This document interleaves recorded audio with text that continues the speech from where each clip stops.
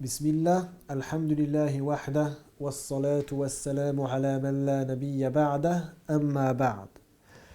L'imam Abu Zakaria Yahya ibn Sharaf al-Nawawi a dit dans son livre Les 40 hadiths al-Arba'in الحديث الثاني والأربعون عن أنس رضي الله عنه قال سمعت رسول الله صلى الله عليه وسلم يقول قال الله تعالى يا ابن آدم إنك ما دعوتني ورجوتني غفرت لك على ما كان منك ولا أبالي يا ابن آدم لو بلغت ذنوبك عنان السماء ثم استغفرتني غفرت لك يا ابن آدم إنك لو أتيتني بقراب الأرض خطايا ثم لقيتني لا تشرك بي شيئا لأتيتك بقرابها مغفرة رواه الترمذي وقال حديث حسن صحيح.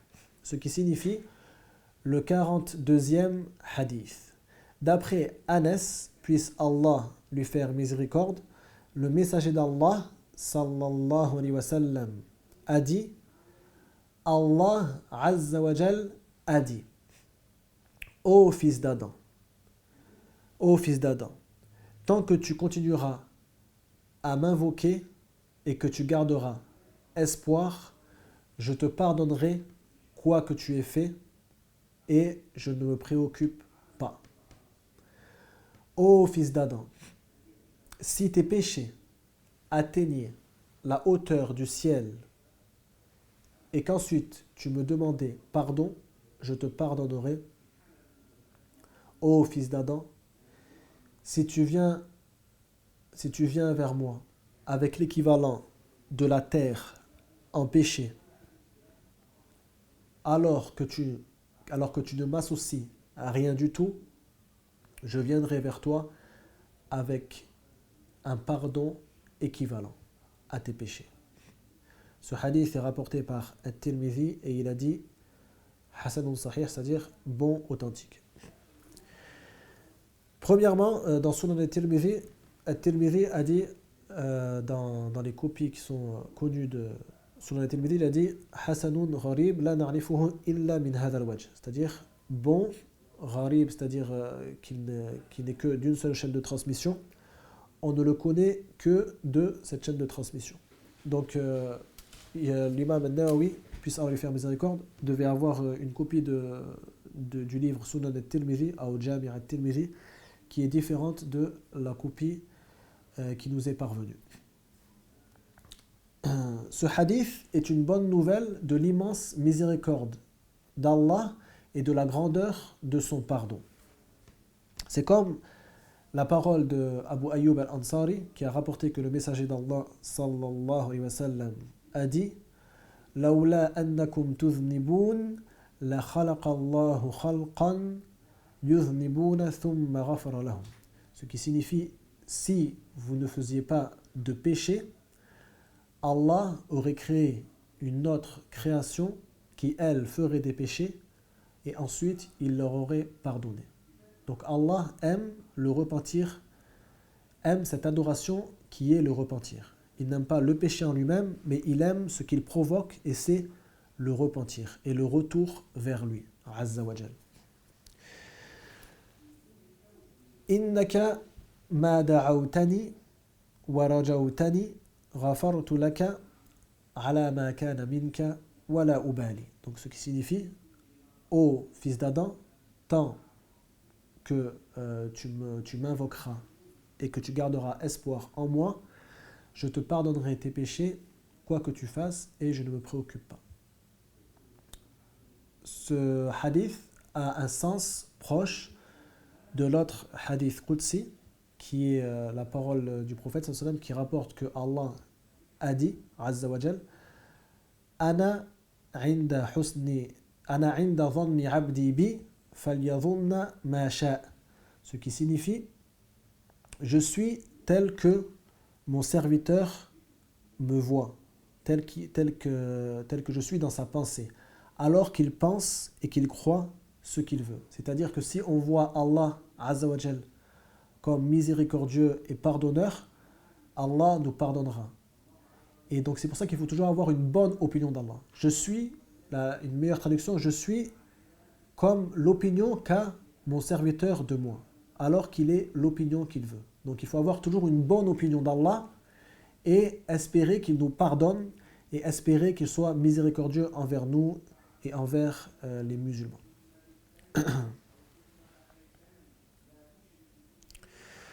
Tant que le serviteur se repent, Allah lui pardonne ses péchés.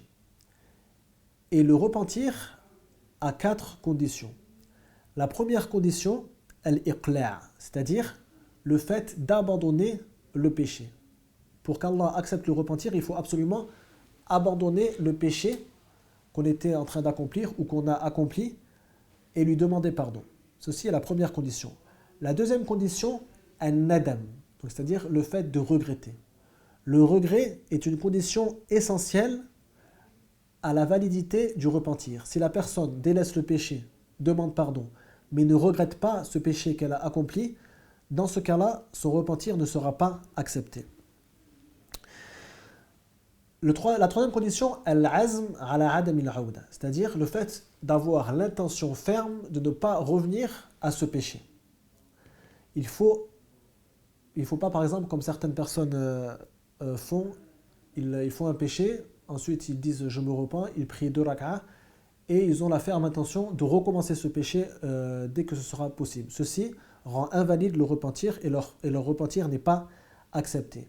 La dernière condition, que ce repentir soit effectué avant les derniers souffles du serviteur, avant qu'il soit à l'heure de sa mort et avant que le soleil ne se lève à l'ouest, à la fin des temps, car le repentir ne sera plus accepté après que le soleil se soit levé à l'ouest.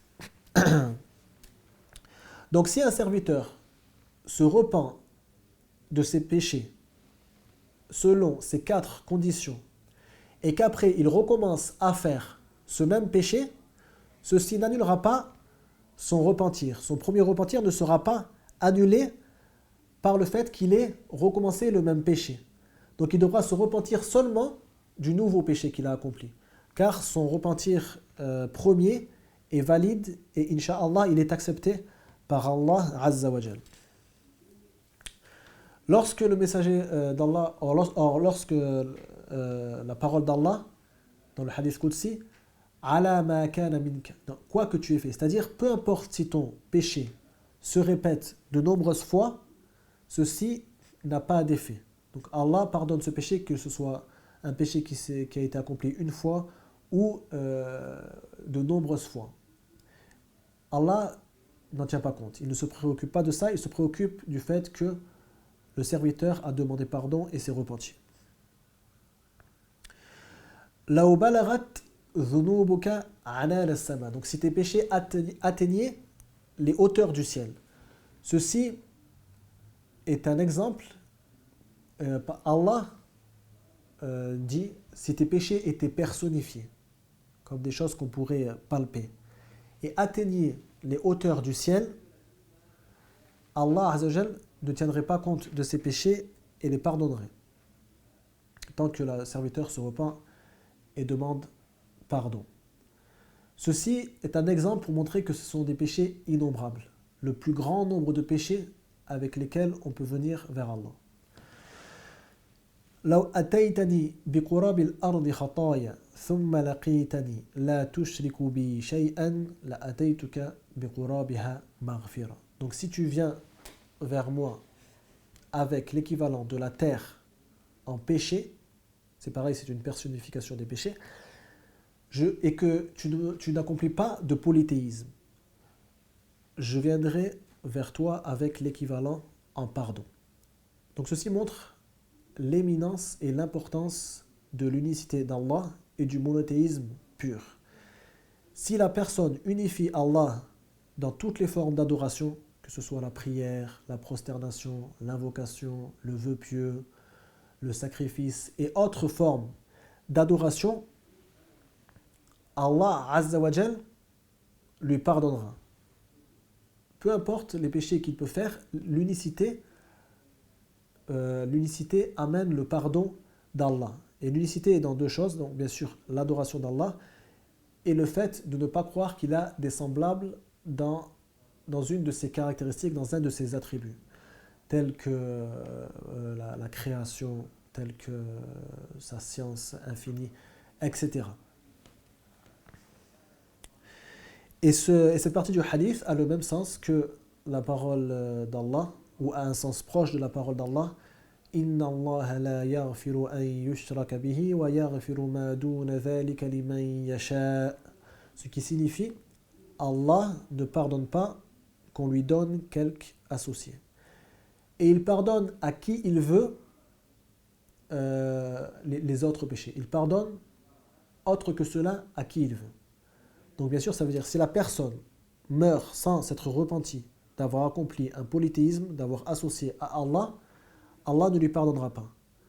Par contre, si elle ne s'est pas repentie d'autres péchés, des péchés autres que le polythéisme, Allah lui pardonnera s'il veut, même si elle ne s'est pas repentie. Par contre, si elle s'est repentie, Allah lui pardonnera avec certitude.